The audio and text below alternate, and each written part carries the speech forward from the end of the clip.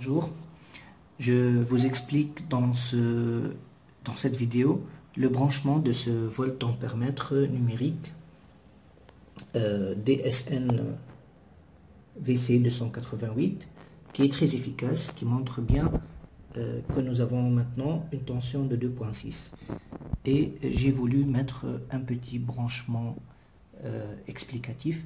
Donc voilà, la tension qui nous arrive, elle nous arrive d'un petit panneau solaire. Donc celui-ci est récupéré d'une applique murale et puis voilà, il alimente le plus et le moins. Je vais vous montrer le schéma. En tout cas, notre charge ou the load, donc c'est ce panneau avec des LED SMD et au début j'ai galéré parce que j'ai voulu alimenter ce capteur avec le capteur solaire, sauf que avec cette tension il ne peut pas afficher les valeurs. Donc j'ai cherché à faire un branchement externe avec une pile au lithium-ion 3,7 volts. Déjà ce petit module, donc ce petit composant, donc il a un convertisseur pour 3,3 volts. Donc si on met une tension inférieure, il va trouver du mal à fonctionner. Voilà, donc il affiche la tension qui nous arrive du capteur et les LED sont allumés. Voilà, vous pouvez ajouter d'autres composants. Ici, donc l'alimentation qui nous provient de cette pile, 3,7 volts, c'est pour alimenter les câbles fins, donc le rouge avec le rouge, le plus avec le plus, le moins avec le moins.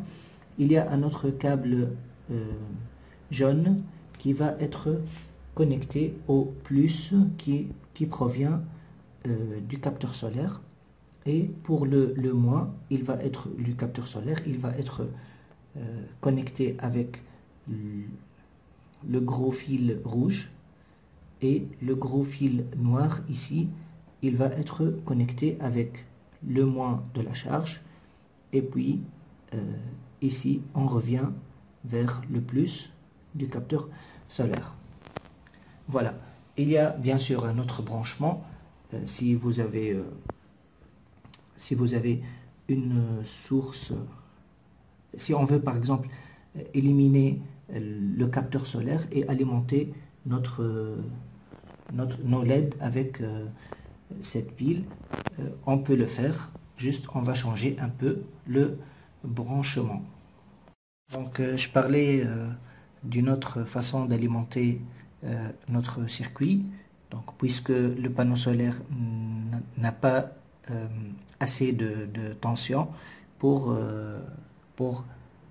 alimenter et les LED, le panneau de LED et ce voltampèremètre. Donc j'ai choisi alors de l'alimenter avec cette pile qui délivre 3,7 volts, et puis donc ici elle est à 3,6, donc c'est une bonne lecture, et d'alimenter aussi les panneaux LED.